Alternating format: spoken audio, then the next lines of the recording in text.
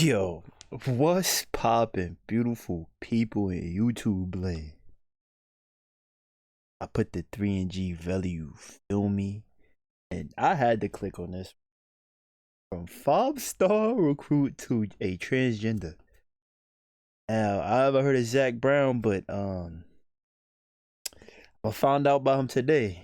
Let's check this out. No more talk about him. There was a guy who was a 5-star recruit, 7 Who foot you, one my center, player? and was supposed to be the next great player in the NBA. But yeah, you read the title to this video correctly. And he's in jail. Let's just say things took a different went to and jail. a weirder path. And in today's video, we're going to talk about arguably the strangest basketball story of all time. So, what really happened to Zach Brown? What's good, y'all? Hope you're having a blessed day. Just wanted to drop by and say we're on the road to 100 button. Before we even get into this video, I want to make this clear. When I was doing all my research, and I researched this video for 2 to 3 days because I wanted to get all my facts right, I literally, and I mean literally, couldn't believe what I was reading. So I think you guys are going to be in for a treat. And I know we say this about a lot of our stories, but this is going to be the most interesting and strangest one of all time. This story I'm about to bring to you is for sure going to be one of the most looked like he typed crazy and uniquest stories out there. There's a lot to it, so just buckle your seatbelt up because he do some crazy shit. Growing up, Zach Brown was always bigger and stronger than all the other kids at his age. So from the jump, most people knew that he was going to be good at basketball, but not as good as he would eventually become. But in this story particular, there's much more to it besides basketball. At a very young age, he was already facing more than what most people even go through in their life. Zach was actually adopted after his mother was battling issues with a ton of drugs. Even though he was adopted, it was reported that he maintained a healthy relationship with his other family. I can honestly say I couldn't imagine what he was going through, and he was still so young. The situation he was in growing up, it wasn't great, but he made the best out of it. The only real positive about going through something like that at a very young age is that it matures you quicker than others. And that's exactly what happened. He grew up in Miami, Florida, in a very small town that goes by the name of Overton. I don't know too much about this city, but from what I was reading, it's been said to be one of the roughest in Miami. The bottom line is, look at the color of them damn projects or whatever you want to call them. Them cribs, bro. You know it's crazy over there. Things were hard for him growing up, but like many kids out there, he could turn to one thing that helped him, and that thing was basketball. This isn't one of your scenarios where he hits a huge growth spurt out of nowhere. That jersey fire. He was always tall, and he just continued to grow. Flash forward in time to his freshman year of high school basketball, he was already listed at 7 foot. Being 7 foot as a freshman is incredible, and he was actually the tallest freshman in the entire country for his class. So yeah, it didn't take very long at all for all the hype and attention to come roaring like a in. Pelicans As just jersey. a freshman, in 29 games played, he averaged 18.4 points per game and over 16 rebounds. I get it, he's 7 foot. Point one assist. 18 points and 16 rebounds is video game numbers. And if you don't have to pass me 7 feet. Listen to this. He also averaged 6.9 blocks per game. Wow, that's all I know to say. Damn. What an incredible freshman season. During this freshman season too, this is when all the colleges and all the recruiting analysts started to come in. Everybody wanted to see and get a piece of this 7-foot phenom. What made his game so impressive too, especially at that time, is that he was a skilled big man. He had soft hands and quick feet. You know how normal big man and even maybe someone you play basketball with, yeah, they're tall, but they're not coordinated. Not coordinated, yeah. And I'd say roughly about 60 to 70% of big men are like that. For Brown though, he was big and he was skilled, so people started to fall in love with him. And early in 2014, he officially got his first 2 big D1 offers from Miami and Virginia. Even though that freshman season was really good, it was nothing compared to what was about to come. In the following year, as a sophomore for the season 2014 through 15, in 26 games played, he averaged this nigga relatively young. points per game. And once again, he put up video game numbers. He jumped his rebounds up to 17 per game. Averaging 19 points and 17 rebounds is crazy. I don't care what any of you say. And once again, if that wasn't enough for you, yes, this number is correct. He jumped his blocks per game up to 8.6. 8.6 blocks per game. Yeah, the he's dude wild. Almost averaged a triple-double in points, rebounds, and blocks. I don't know if that's ever even been done at the high school level, but he got close That's to like it. Will His Chamberlain. I feel freshman like Will year, like I Chamberlain probably said, he could have was did something listed like at that. 7 foot, but he was now listed at 7'1" and 265 A pounds. He solid, wasn't really a big, solid. fat, whatever you want to call it, but he also wasn't skinny. He had the perfect body build. Yeah, And said as that's crazy as solid, what I'm bro. about to say sounds, people were already starting to talk about how good he could be at the NBA. You don't get too many 7'1" big men almost averaging a triple-double in high school, so that's why people were giving him all this attention. And in that sophomore season too, he also got offered by Ooh. Kentucky, and that is huge to me because I In think that's when you can Connecticut. say you officially are one of the top players in the country. If you get an offer from Kentucky and you're not even a junior or a senior in high school, you gotta be a top alpha male. And that's exactly what he was. Of course, throughout this time too, he was getting offers from almost every other school, but that was one notable one that stuck out to me. At this point in time in our story, things couldn't have gotten any better for this kid. Also too, at this time, he was now listed as a 5-star recruit and the number 2 prospect in the state of Florida. And for the entire country, he was the number 3 overall center prospect. And then for the overall rankings, he was ranked the 20th best overall player in the country. And listen to this fun fact that I thought was crazy. He was a 5-star recruit, right? But he was also listed higher than Trae Young. I thought that was pretty funny and ironic. Anyways, let's continue on. After his sophomore season wrapped up, he wound up taking a visit to UConn. UConn's a very prestigious college. I mean, look at his numbers. I could see that. After his visit with UConn, he wound up committing to the program, and that was a huge pickup for them. He was expected to be a quote-unquote dominating player and a game-changing player at the college level. People thought he was going to make an immediate impact, have a great season, be a one and done, and go to the NBA. After his sophomore season too, he transferred to a high school known as Putman Science Academy, which was closer to UConn, so he did that to get ready for the program. But however, this is where our story takes a downhill slope and it just continues to get worse. As quickly as he arrived at that school, he also left. He played a couple teams for PSA, which is Putman Science Academy, but he got in a fight during one of those games. It was a typical high school basketball fight. It was labeled as an altercation, but PSA has a zero tolerance for fighting. I guess you could say it was a pretty big deal because there was even a legit investigation going on. To make a long story short, the school administrators decided that he should not be allowed to return to the school. Here's what the head coach had to say to the entire school in an email. Quote unquote, "Good morning.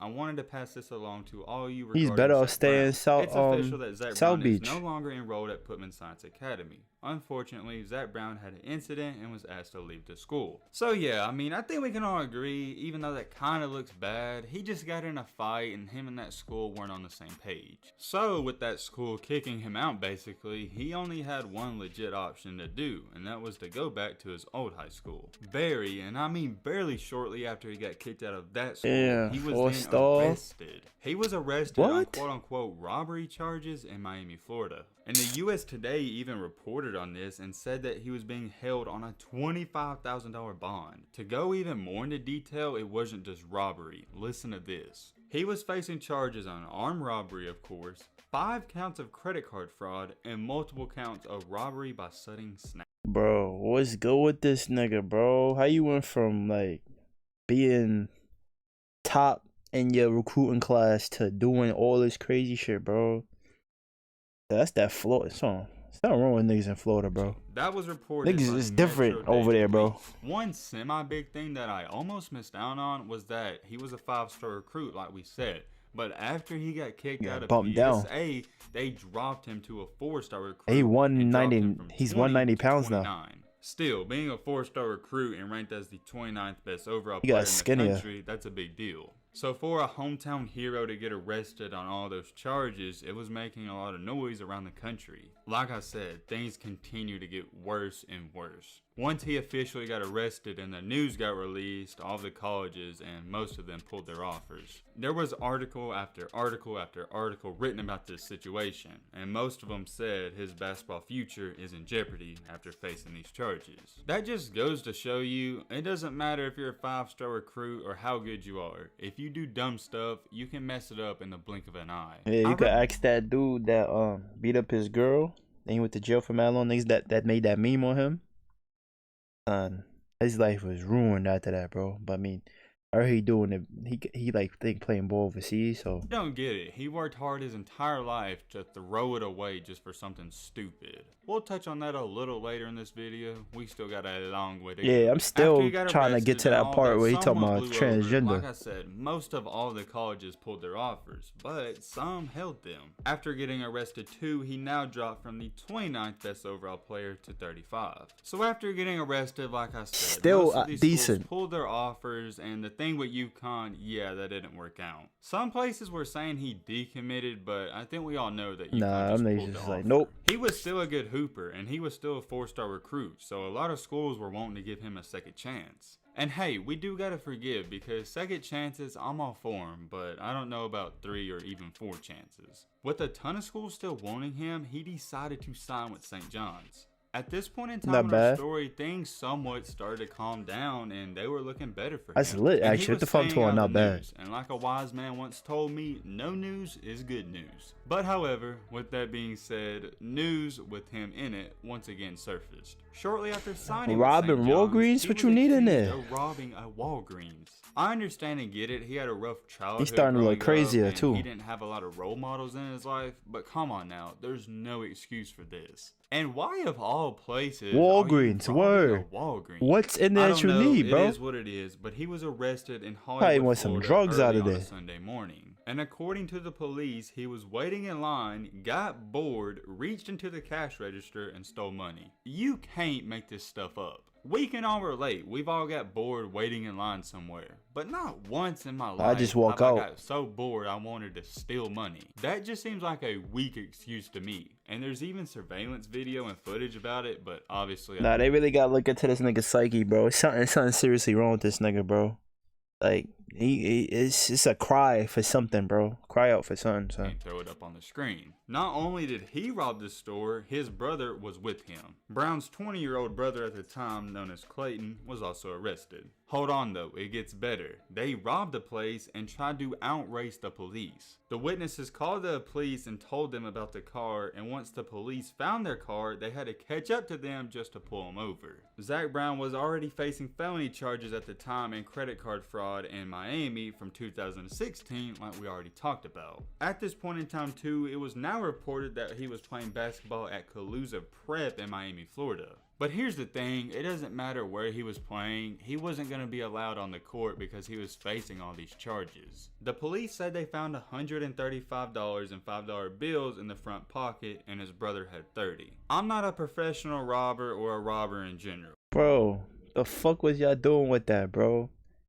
Like, that's not even 200. Like, what y'all doing with that? Y'all ain't getting nothing off that, bro. Y'all get But drugs. he really is throwing his life away for $165. Come on now.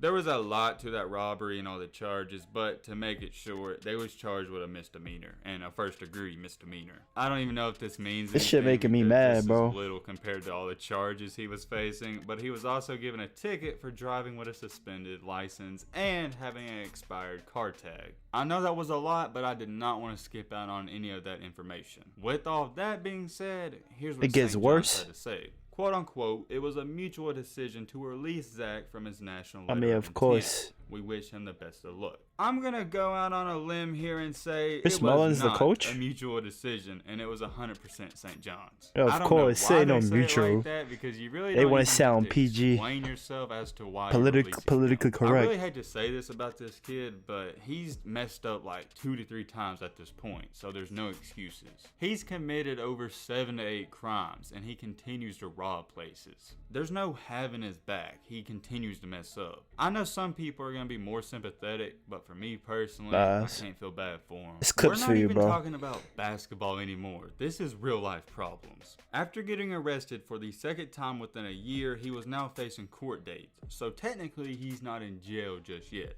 But later in that same year, he was arrested for the 3rd time in 1 single year. And you want to know why he was arrested? And this is also why I don't feel bad for him.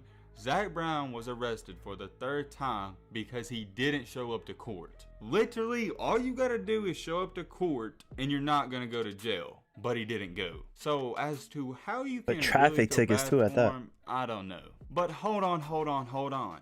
in this arrest and in this mugshot, it appears to seem that he has makeup on. And if some of you are curious, we're now in the year of 2017. I thought I was tripping at first and I didn't pay too much attention to it until I saw comments under the post. We're gonna get into like that Dennis in just Rodman. a second. In the year of 2017, that was roughly around the same time when he would be graduating high school. Of course, with getting arrested 3 times in 1 year, he now had no offers and no option to even go there. So, therefore, ever since 2017, nobody's heard a single thing about this dude. To say he disappeared would be an understatement. He vanished from the face of the earth. And the reason he's vanished and you haven't heard anything about him is because apparently Zach Brown, doesn't even exist anymore. I still, even when I'm making this video, can't believe what I'm about to tell you. Keisha or something? I thought it was a joke, but I did a ton of research on it, and it's true.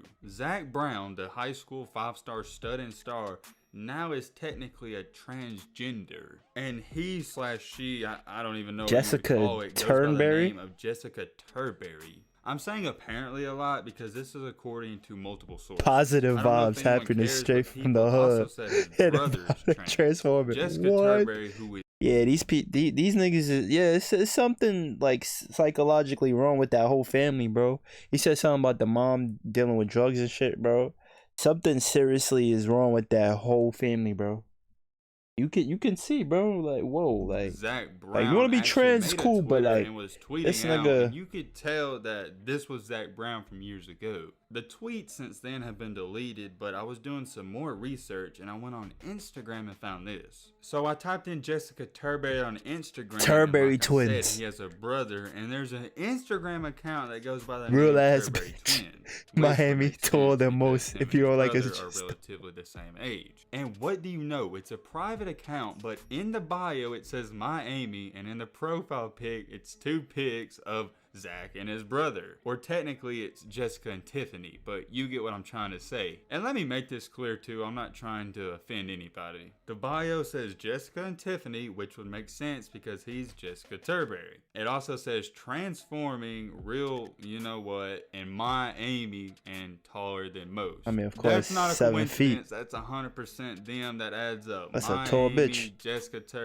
you get what I'm trying to say. I don't have to explain too much more about that. I couldn't even go find the Twitter or the account on Twitter, but the Instagram's still there. To go even farther, I did a lot of more digging, and I went on an old mixtape video from him on 5 years ago, and 4 years ago, someone commented and said he's a transgender now. LOL. And that was 4 years ago, and it's 2021. 2021 minus 4 is 2017. So it all adds up. This isn't somebody making a joke. This is legit. I also remembered that I had a couple friends that lived in the Miami area, and I asked them to ask their friends or anyone that knew or grew up with this guy, or now girl or transgender. And once again, I'm referring to him as a guy or Zach Brown because that's how we referred to him at the start of this video. I'm not trying to offend nobody. I'm not going to post the text messages or screenshots on the screen because I don't want to violate their privacy. But one of my friends that got back to him said that they went to high school with him and said he was known as being quote unquote fruity. He also told me just the way he walked and his mannerisms, it was similar to a girl. When he said that, I immediately went to the film that I'm posting in these videos, and yeah, he kinda does move like a girl. If you went to Zach or Jessica Turberry's high school, please let me know in the comments. I can't really determine that. I would have to watch more of his mixtapes, but section if this is true. I'm not saying he's fruity in high school, that's just what my sources have told me, but it does add up. And yeah, that's the up-to-date on Jessica Turberry, I guess you could say now. Why Turberry? She's at today. What a story, man. Let's go with that name. This was the craziest and most surreal story I've ever done on this channel, and I mean that. Here's the thing. I didn't want it to be true, but with all the evidence, it is true. I really can't even believe it because we was talking about a player who was supposed to go to the NBA. The next best thing. We were talking about how great he was as a freshman and sophomore in high school. He had offers from every D1 program and even got an offer from Kentucky as a 10th grader. And matter of fact, he was so good that people were saying he could be a lottery pick. Bro, I don't even wanna watch this shit no more, bro. This shit make me mad, son. Like, I mean, granted, yeah, you wanna be transgender, that's cool, but like, damn, bro. Nigga threw his life away with some bullshit, bro. Like, yeah, shit like this get me tight, bro. Like, I don't even want to watch this shit no more, bro. Like,